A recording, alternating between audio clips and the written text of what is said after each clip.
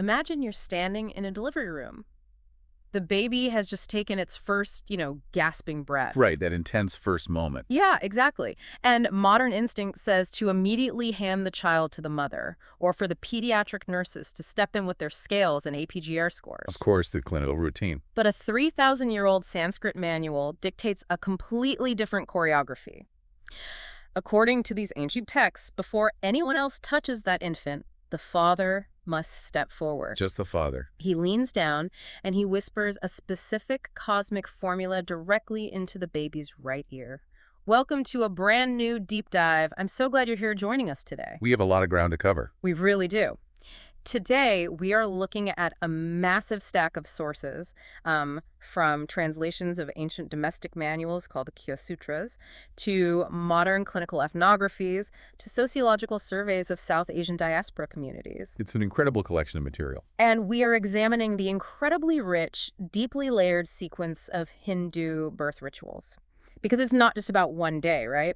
No, not at all. And that transition you just described from the clinical reality of a modern hospital to, like, the cosmic reality of an ancient mantra is exactly what we're unpacking today. It's such a massive shift in perspective. It really is.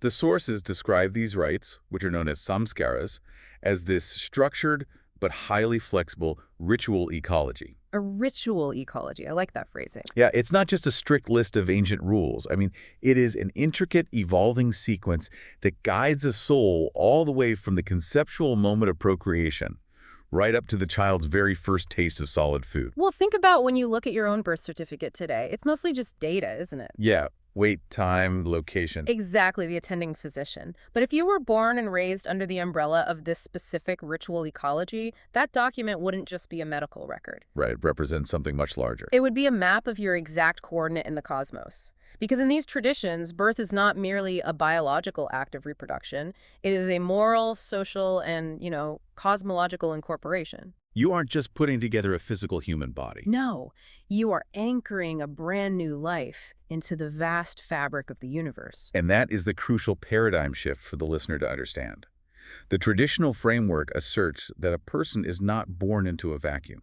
They don't just appear out of nowhere. Right. They are born into a specific ancestral lineage, into a highly calculated astrological reality, and into a dense web of community obligations. It's a lot of interconnected layers. The samskaras are essentially the spiritual and social technology designed to safely navigate that immense crossing, from the unmanifest unknown into the physical breathing world. And the scope of this journey we have for you today is massive.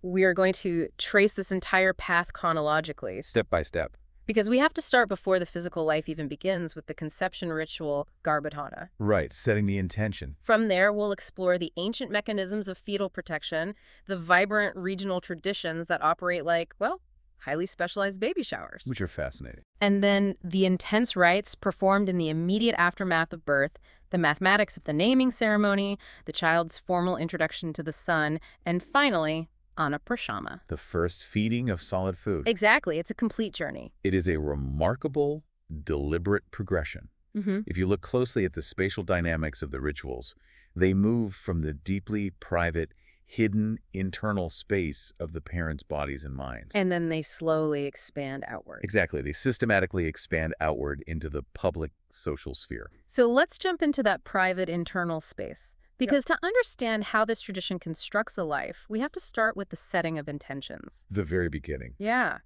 I was looking through the translations of the classical texts, and the conceptual starting point, Garbhakana, it really forces you to rethink what procreation actually is. It definitely reframes it. It treats it as an intentional dharmic act rather than just, a random biological accident. It does. The term Garbhakana translates roughly to the placing or the conceiving of the seed. The placing of the seed. Yeah. The profound idea here is that conception itself should occur under appropriate ritual, physical, and mental conditions. Not just whenever or however. Right. The tradition sacralizes procreation. It places it within the framework of dharma, meaning it's aligned with cosmic order, duty, and righteousness. And the scriptural references for this in our sources are just staggering. When you read Rig Veda 10.184, It isn't just a generic prayer for a baby. No, it's highly specific. It explicitly invokes a whole pantheon of cosmic deities to actively participate in the mechanics of conception. It's like calling in a divine construction team. It literally is. It asks the deity Vishnu to basically construct the womb. It calls upon Frostar, who is essentially the divine architect or craftsman, to physically shape the baby's body. Right, molding the form. And then it asks Prajapati and Datar to sustain the embryo. I mean, wow. Well, the Vedic mindset viewed the human body as a microcosm of the universe. A miniature universe. Exactly. So invoking Vishnu to prepare the womb, or Travastar to shape the form, is an act of cosmic cooperation. The parents aren't doing it alone. No, they are inviting the architects of the universe to assist in the creation of a new life. That is so profound. And historically, the texts, specifically the standard lists of the 16 major samskaras, they place this ritual right at the absolute beginning of the human timeline. Number one on the list. And the Gaya Sutras detailed that this rite was led by the husband householder, utilizing specific chants, periods of abstinence, and strict dietary purity observances leading up to the moment of conception. But reading that made me wonder about the practical, modern reality of this. How it translates today. Yeah, because trying to conceive is already such a high-pressure, intimate, and sometimes, well, clinical process today. Oh, absolutely. You aren't exactly hiring a priest to stand outside the bedroom door or throwing a public ceremony. No, definitely not. So how does a text written thousands of years ago translate to a family living in Mumbai or London today? It translates through internalized adaptation. The formal, external public ceremony of Garbhadhana is incredibly rare today. You aren't sending out invitations. Exactly. But the essence of the ritual survives robustly as a mindset, often referred to today as the Garbha-Sanskar approach. Right. I saw that term pop up constantly in the contemporary ethnographies. It's almost like a booming modern industry now, isn't it? It really is. Families might undertake a specific pilgrimage or a temple visit before they even begin trying to conceive. Just to set the tone. Yeah, they might take on personal vows known as vrata, which involve fasting or daily recitations. Oh. And many parents turn to modern Ayurvedic practitioners who guide them through preconception detoxification diets, known as panchakarma, to purify the body. So they're preparing the vessel. Exactly. They are setting an internal spiritual intention rather than performing an elaborate ancient fire sacrifice. That makes total sense. The physical form of the ritual has entirely modernized, but the core conviction that procreation requires profound intentionality remains completely intact. It makes me think about how we approach big projects in life. Like, it's not just about packing a bag blindly and hoping for the best. Right, you need a map. According to these texts, Garbhadhana is more like coding the foundational operating system of a computer before you even plug in the hardware. I love that analogy. You are programming the energetic and spiritual software of the child through your own mental state. That is an excellent way to conceptualize it. You are establishing the baseline code. And once that code is set, Right. Once conception successfully occurs, the physical hardware begins to form.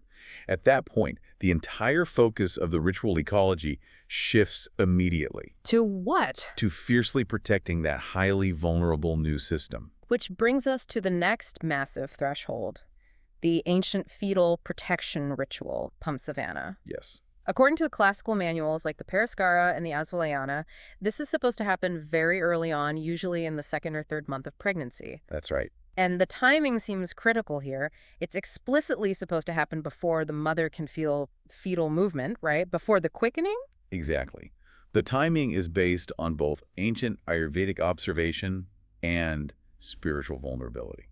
Well, the early stages of pregnancy, particularly the first trimester, are historically and biologically the most precarious. Yeah, that's still true today. Miscarriage rates were high, and the viability of the fetus was completely uncertain. So Pumsavana was designed as a potent spiritual and medicinal prophylaxis. To kind of lock it in? Yes, to secure embryonic development and anchor the fetus safely in the womb. But the physical mechanics of this ritual, I mean, they are wild to read about as a modern person. They are definitely very specific. It's not just lighting a lamp. The texts describe extracting the juice from the shoots of a Nigrota tree, which is a banyan tree, right? Yes, a banyan tree. And the husband is supposed to insert this liquid into the pregnant woman's right nostril. Along with some other elements, yes. I read that and immediately thought, why the nose? And why a banyan tree?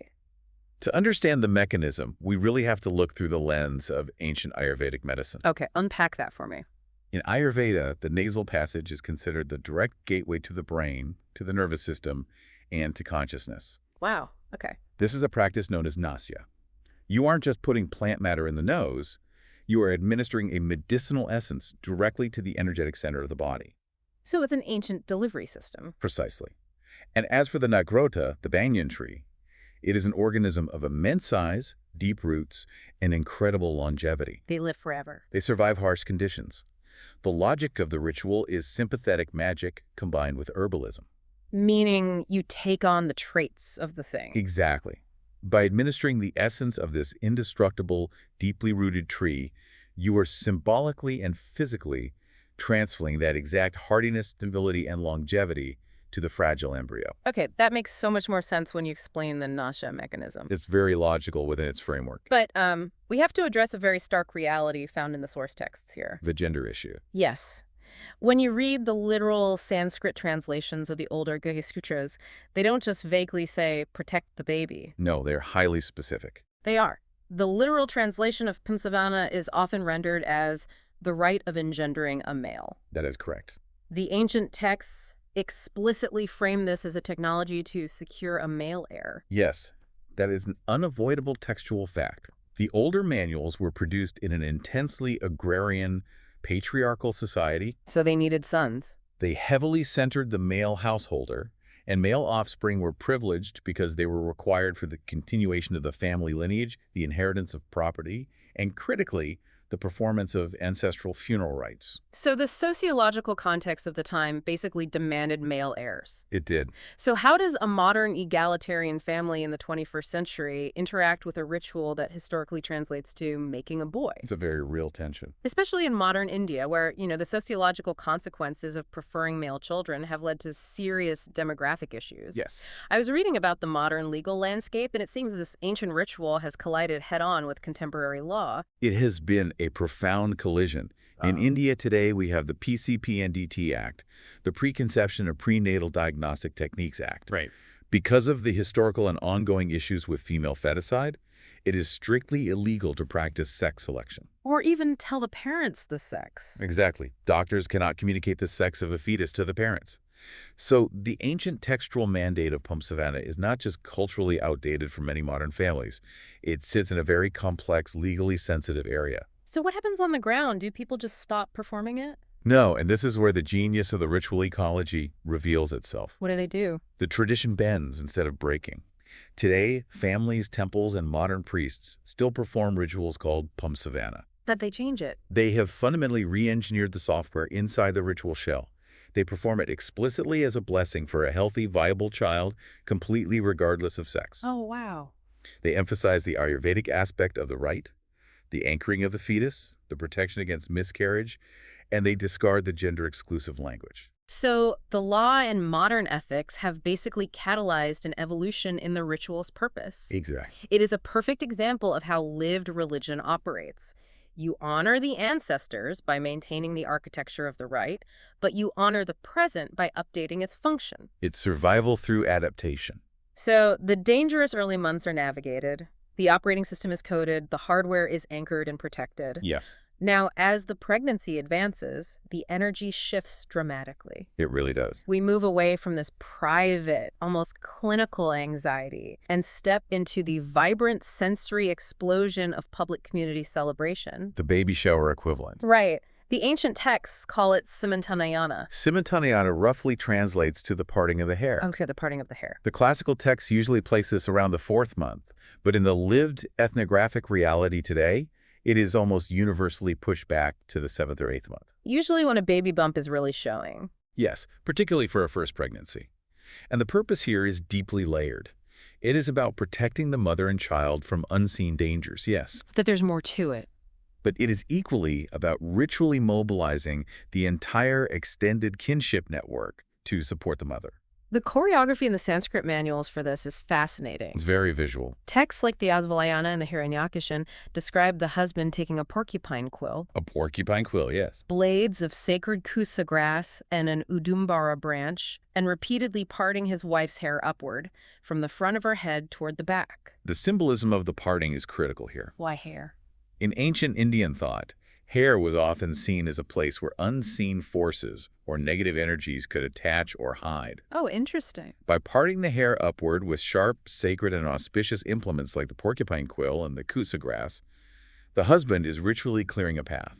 He's sort of sweeping the energy? He is sweeping away danger and creating a protective, purified aura around the mother's head and consciousness. But the ethnographic sources reveal a massive divergence here. A huge one. If you only read those ancient Sanskrit manuals, you would picture a very solemn, quiet ceremony performed strictly by the husband and a male priest around a fire pit. Very text-heavy, very male-dominated. But when you look at the sociological surveys of what actually happens in people's homes today, the script flips entirely. It really does.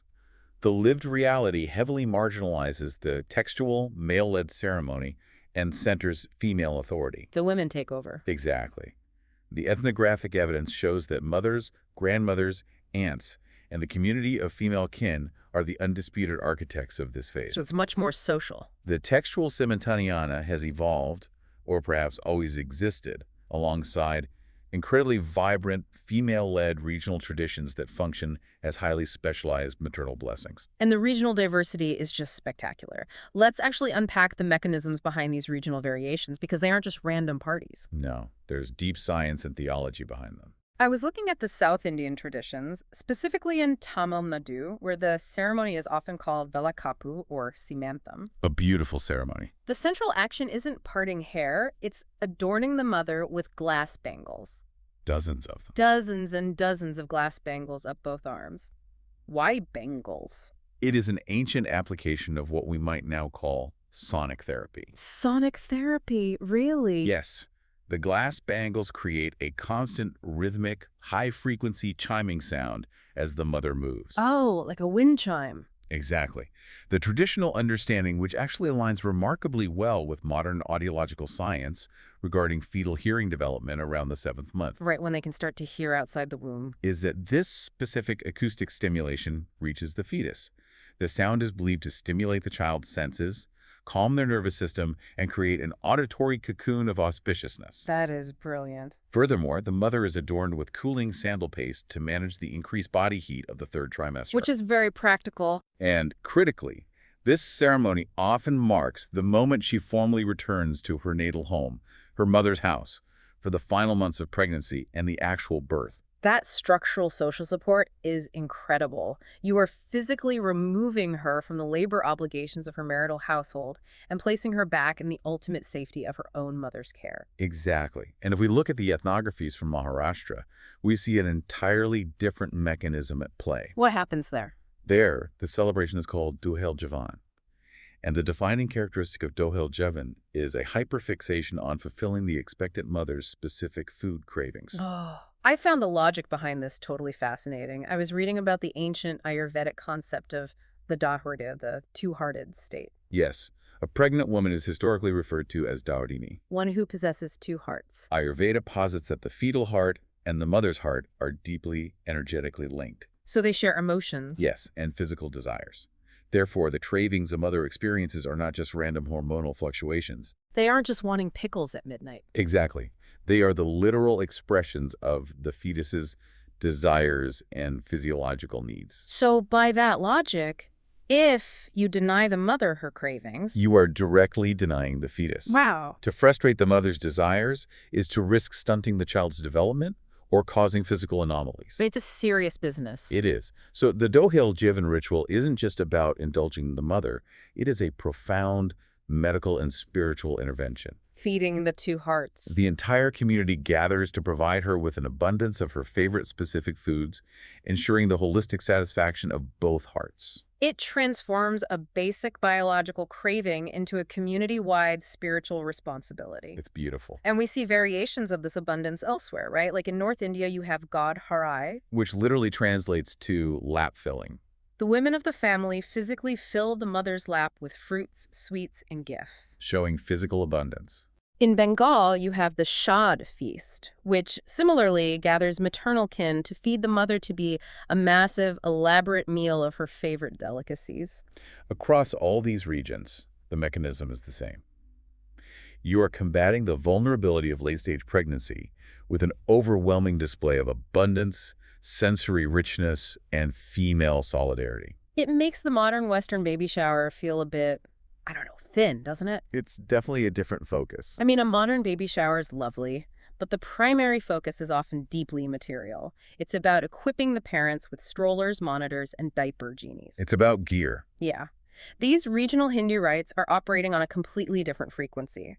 It's an ancient, spiritually charged shield forged by the women of the community. Yes. There is this deep, actionable belief that the fetus is an active participant, that it can hear the songs, feel the vibration of the glass bangles, taste the satisfaction of the sweet foods, And absorb all those energetic impressions. of being loved and supported. It elevates social support to a cosmological necessity.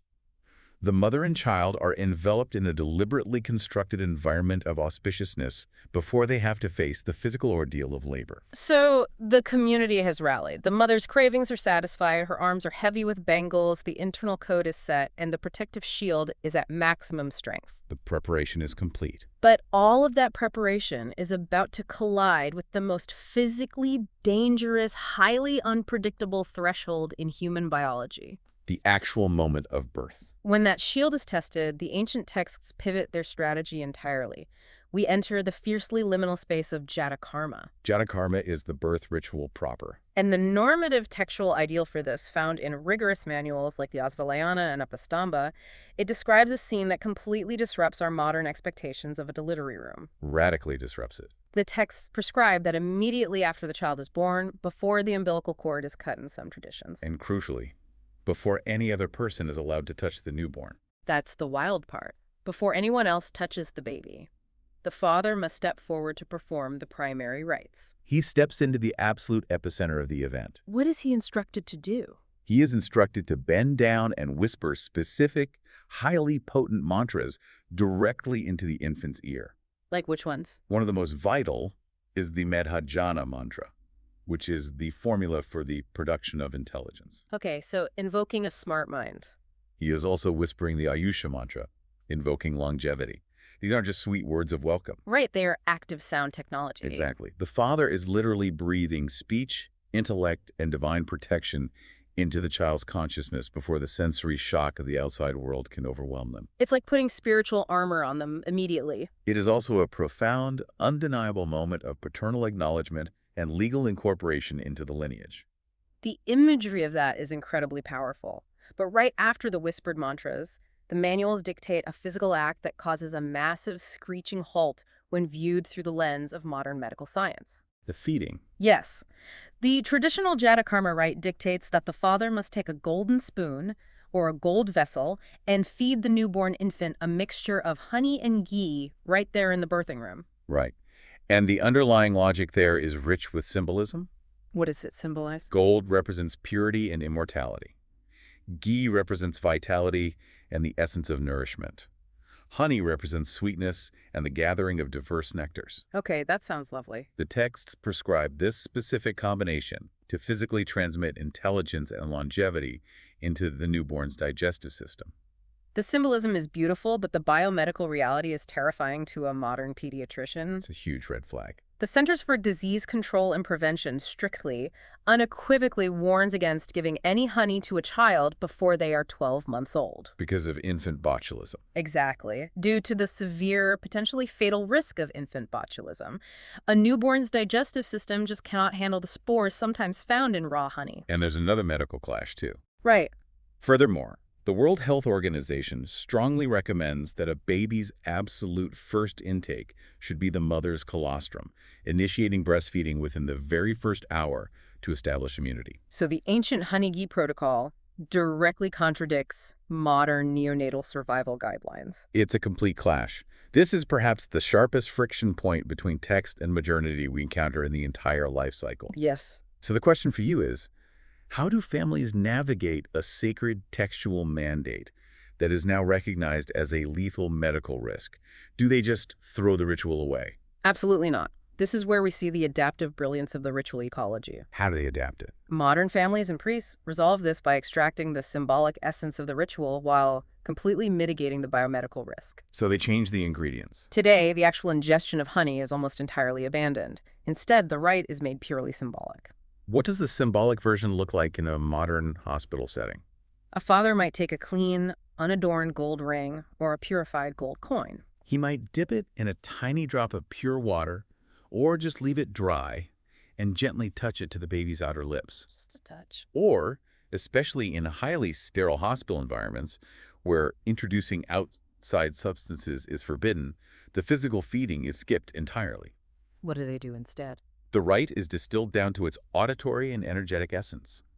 The father simply leans in and whispers the sacred syllable Om, or the name of the family deity, into the baby's ear. Okay, so the intention of transmitting sweetness, golden purity, and divine intellect is perfectly preserved, but the botulism risk is entirely eliminated. It's the spirit of the law gracefully superseding the letter of the law. Now, the Jatakarma isn't just about that intense first hour. The sources spend a massive amount of time detailing the period immediately following the postpartum confinement. Yes, the days that follow. And this brings up a concept that can be very difficult for modern Western-oriented readers to parse, the concept of ritual pollution. It's a very loaded term in translation. It really is.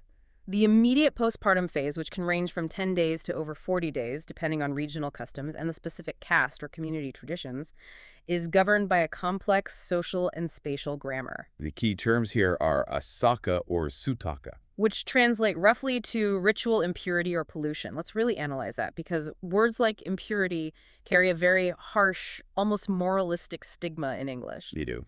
We tend to associate pollution with something dirty or bad. But reading the anthropological analysis, it seems Asaka is operating differently. It's more about a state of profound vulnerability, isn't it? It is much more accurate to frame asaka as a state of acute liminality. Liminality meaning being in between. Exactly. The mother and the newborn have just crossed the ultimate biological threshold. In doing so, they have stepped outside the bounds of normal, structured social order. They're in a fragile state. They are open, raw, and highly susceptible to unseen dangers. The pollution label is essentially a mechanism of boundary making. It creates a culturally enforced quarantine. That's exactly it. In practice, this means the mother and infant are strictly secluded in a specific room. Visitors are entirely restricted. So nobody can just drop by to see the baby. Right. The ancient texts even detail the creation of a sutakanyi, a continuous birth fire kept burning in the room to provide physical warmth and metaphysical protection against negative spirits.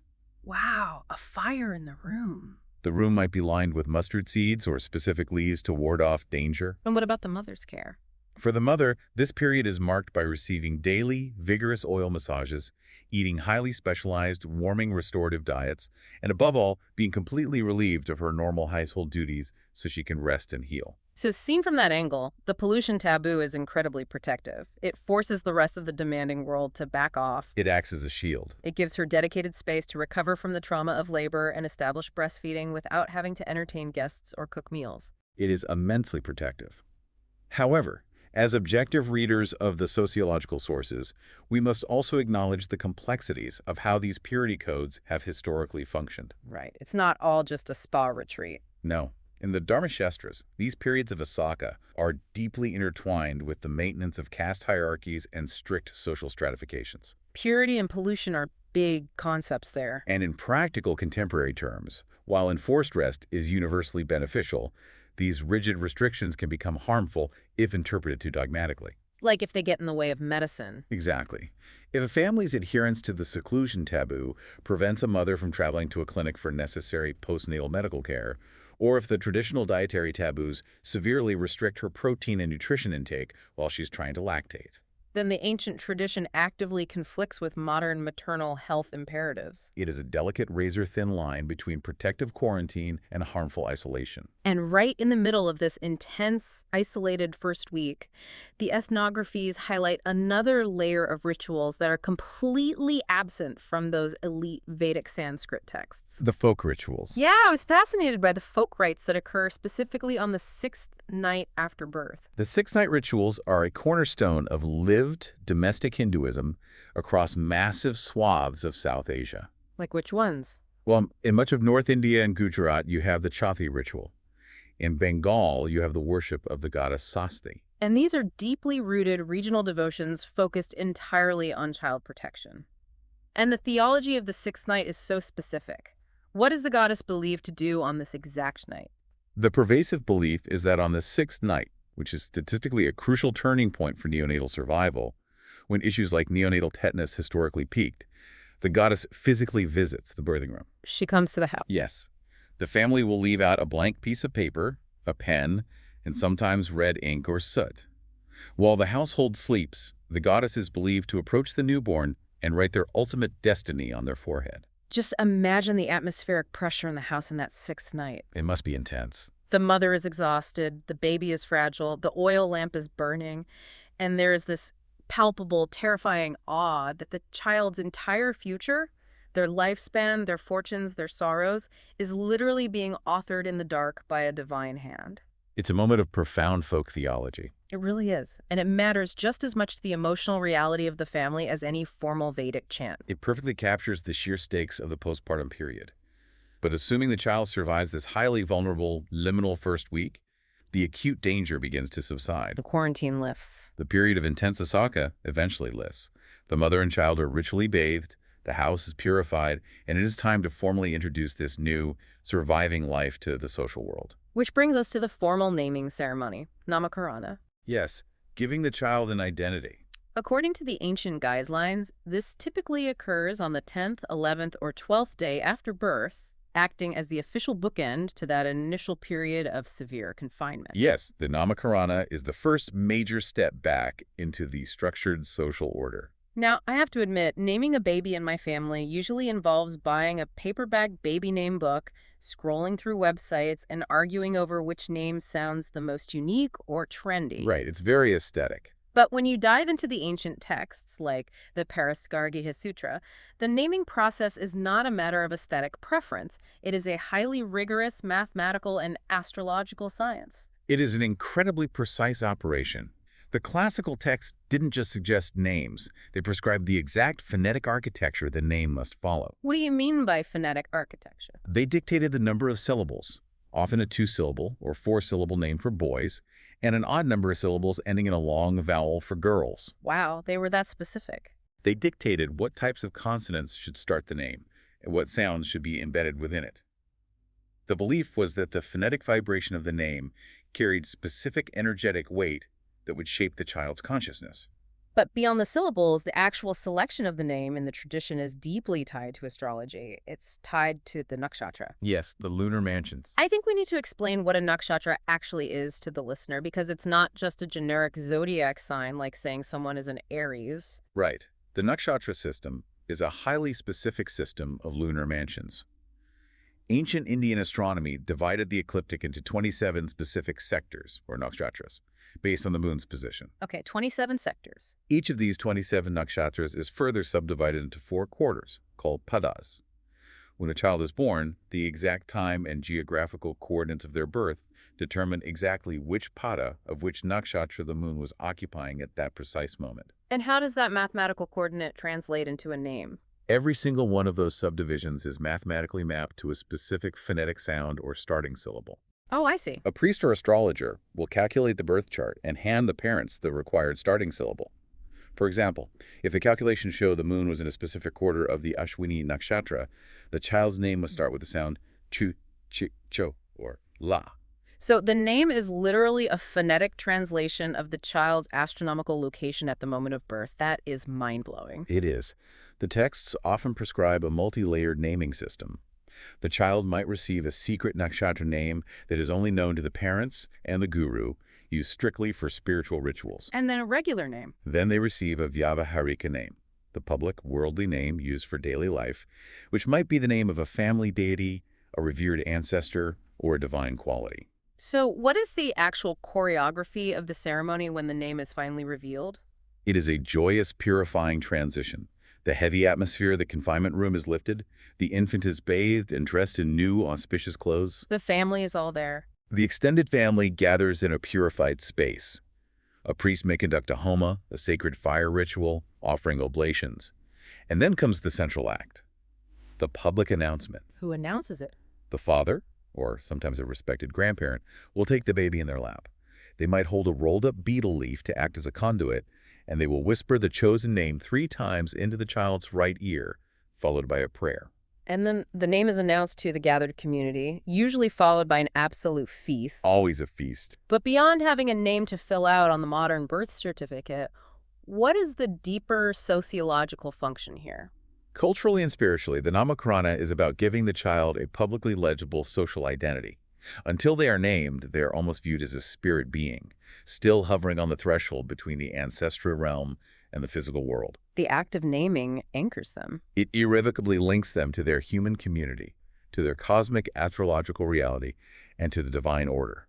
I was reading the sociological data on how this ritual functions today, particularly in the massive South Asian diaspora families living in Toronto or Singapore or Sydney. The diaspora adapts it. Yeah, because the reality is you cannot always get 50 extended family members and a priest together in your apartment on a random Tuesday morning, which happens to be the exact mathematical 11th day. You cannot, and the ritual ecology accounts for that reality.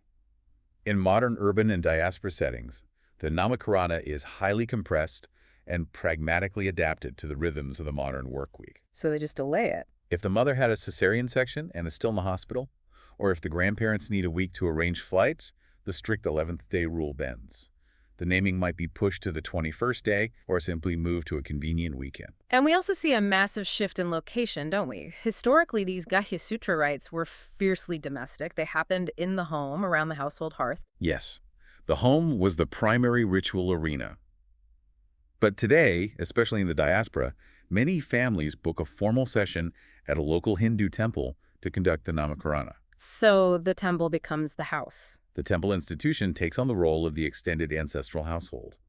The venue shifts, the timeline flexes, but the core objective, the transmission of cosmic identity, remains entirely intact. Often, this is seamlessly paired with a cradle ceremony. Right, like the Tamil Thodal ceremony, where the baby is formally placed in an elaborately decorated cradle for the first time, surrounded by singing women. It's a wonderful celebration. So the baby now has a name, they have a solid coordinate in society, they're fully anchored.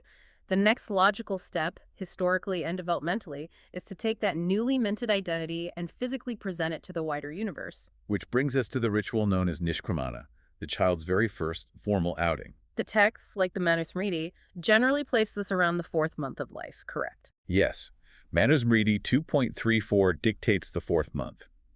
This is the profound moment when the child finally leaves the highly protected, purified, architectural enclosure of the domestic interior for the very first time. But what exactly happens? Because to a modern ear, going outside sounds incredibly mundane. You open a door and walk out. It is not mundane in this framework. The core act detailed in the classical texts is the formal, deliberate viewing of the sun Surya and sometimes the moon Chandra. So they look at the sky. The child is carried out of the house by the parents or a priest. They cross the physical threshold of the home, which is a major spiritual boundary, and they're held up to look at the open sky. The phenomenology of that moment is incredibly striking. The baby transforms from this interior newborn, hidden away in a dim room, protected by 4 walls, smoke, and mustard seeds, into a cosmic citizen. Exactly. They are exposed to the raw light of the sun, and critically, the sun is exposed to them. It's an exchange of darshan, the auspicious reciprocal act of seeing and being seen by the divine. Exactly. Is their formal introduction to the macrocosm. They're receiving the energetic blessing of the solar and lunar bodies that govern time and life. But I have to bring up a massive practical disconnect here. What's that? In 2026, modern parents are putting their newborns into a highly engineered plastic car seat and driving them to the pediatrician's office or the grocery store on day 3 or day 4. Oh, absolutely. No modern family is keeping an infant in a dark room under strict domestic quarantine for 4 continuous months. So does the Nishkramana ritual still hold any actual weight today, or is it just a dead textual rule? It is a vital question. It's true that the strict 4-month visual quarantine is virtually extinct today. Babies are out and about almost immediately. So what happens to the ritual? Consequently, in many regions, Nishkramana is no longer celebrated as an elaborate standalone domestic ceremony. But the underlying intentionality of the rite absolutely remains potent and active. So they still do it in some form. Even if the baby has already been to the medical clinic a dozen times, families will still rigorously mark the first sacred outing. How do they mark it? They merge it with the baby's first formal visit to the temple. The parents will dress the child in auspicious clothing, approach the inner sanctum of the temple, and formally present the child to the primary deity to receive darshan. Oh, I see. The point of the ritual was never about the literal first moment UV rays hit the child's retina. It is about the conscious, intentional introduction of the child to the cosmic forces and the sacred geography of their community. That distinction is crucial. It's the difference between running a mundane errand to buy diapers and making a formal presentation of your child to the universe. Exactly. And engaging with that wider universe, growing, moving, observing it, requires an immense compounding amount of physical energy, which perfectly sets up the final, joyous milestone in the journey we are tracing today, the transition from an exclusive milk diet to solid food. This is Annaprashana, the first feeding. Let's talk about the timing of this, because this was one of the biggest aha moments for me in the research. When does Annaprashana happen? The classical texts, the Paraskara, the Sankhyanā, the Apastamba, the Manusmriti, all consistently, uniformly place this ritual in the 6th month of the child's life. The alignment there is absolutely staggering. You have these ancient Sanskrit manuals compiled millennia ago based on careful observation dictating the 6th month. Yes. And if you look up the modern guidelines from the World Health Organization or the National Health Service in the UK or the American Academy of Pediatrics today, what do they say? They uniformly recommend starting an infant on solid foods at exactly 6 months of age. The ancient ritual text and modern pediatric gastroenterology are in perfect, seamless agreement.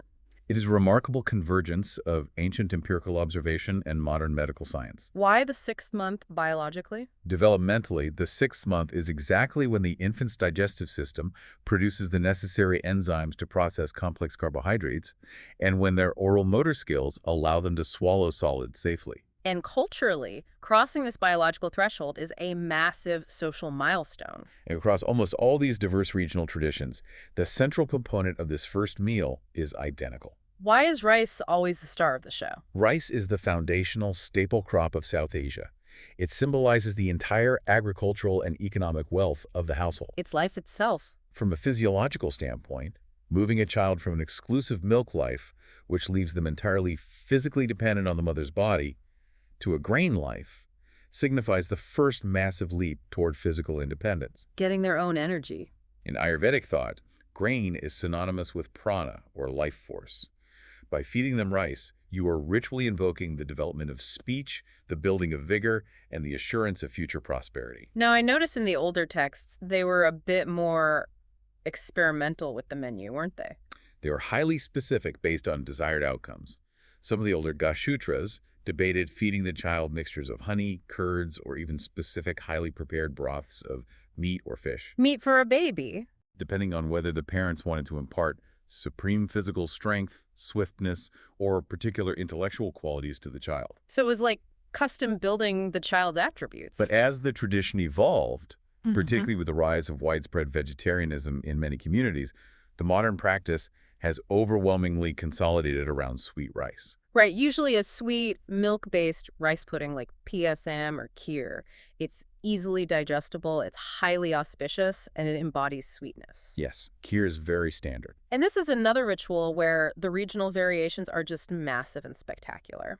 Let's look at how this plays out geographically. I was amazed by the scale of this in Kerala. In Kerala, the Annaprashana is known as Karunu.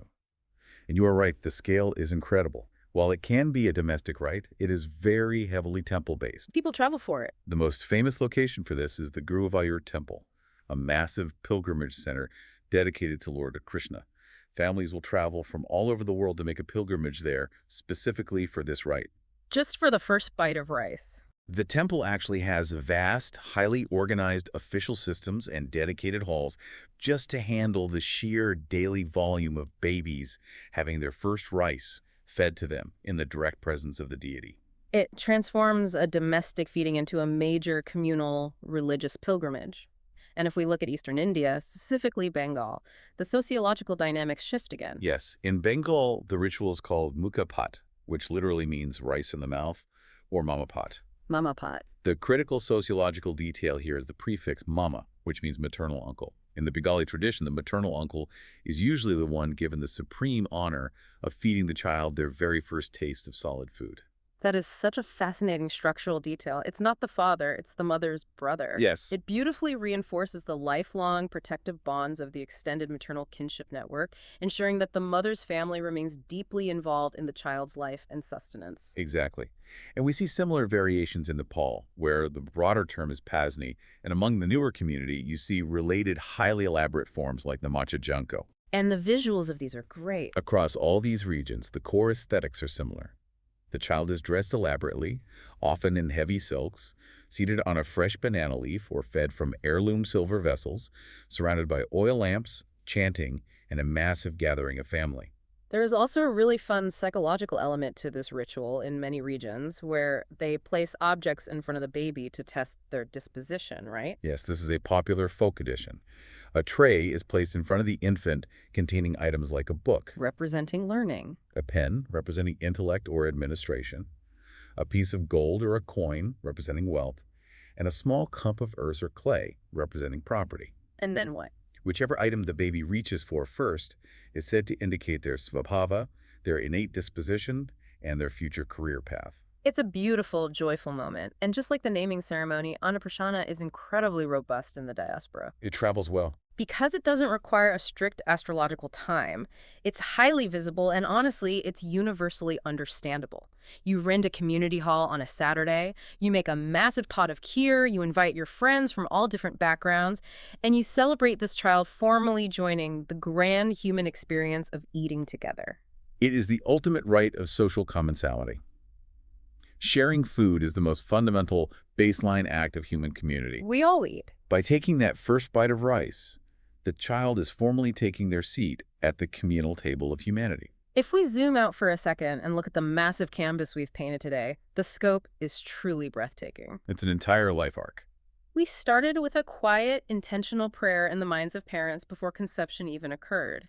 We journeyed through the anxious, medically acute protection of the early prenatal months, We saw the community women rally with glass bangles. sandalwood, and a mountain of cravings. We stood in the smoke and intensity of the birthing room for the whispered cosmic mantras. We watched the child receive an exact mathematical coordinate in the stars, see the raw light of the sun for the first time, and finally, sit at the center of a joyous feast, tasting sweet rice. It is a complete, masterfully designed journey of total human incorporation. So as we synthesize this incredible journey for you, the listener, what are the primary takeaways?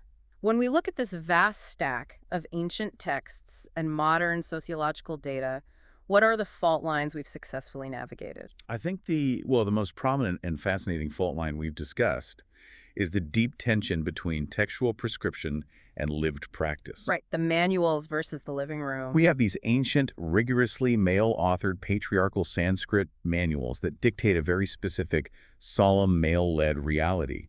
But the data shows that these texts are beautifully balanced and in many cases completely overridden by the vibrant, female-led, sensory-rich regional rituals that actually govern daily life. The ancient manuals say the husband must part the hair with a porcupine quill, but the lived reality says the aunts will cover her in glass bangles and feed her every craving she has. Precisely. And the second major, unavoidable takeaway is the power of adaptation. How it does.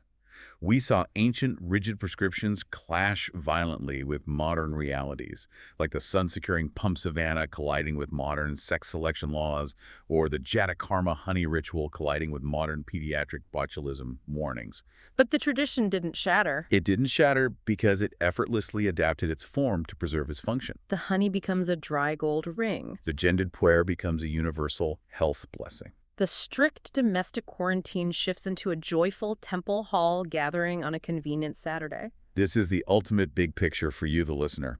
These Hindu birth rituals do not survive in the modern, hyper-fast 21st century because they are rigid, unchanging museum relics of the past. No, they survive and they thrive precisely because they are relentlessly flexible. They operate as a living, breathing ecology. They are willing to adapt their physical forms, they flex their strict astrological timing, they even re-engineer their ancient gender politics, all while fiercely guarding their fundamental, non-negotiable core conviction. And that core conviction is profoundly beautiful. It is the belief that every single new life is inherently valuable, and that every child deserves to be intentionally anchored in the cosmos, fiercely protected by their community, and welcomed into the world with sweetness and light. I want to sincerely thank you, the listener, for joining us on this incredibly expansive cultural journey today. We have covered thousands of years of textual debate and thousands of miles of vibrant, lived regional practice. It has been an absolute privilege to unpack the deeper why and the complex how Yeah. behind these profound human traditions. But before we let you go, I want to leave you with a final thought to mull over. Think about the major life-altering transitions you undergo in your own modern life today. The big moments. Changing a career path, moving across the country to a new city, finally retiring. In our modern, highly secular, hyper-efficient world, how do we mark these massive shifts? Usually just paperwork. We usually just sign a PDF, send a quick email, update a social media status, and immediately move on to the next task.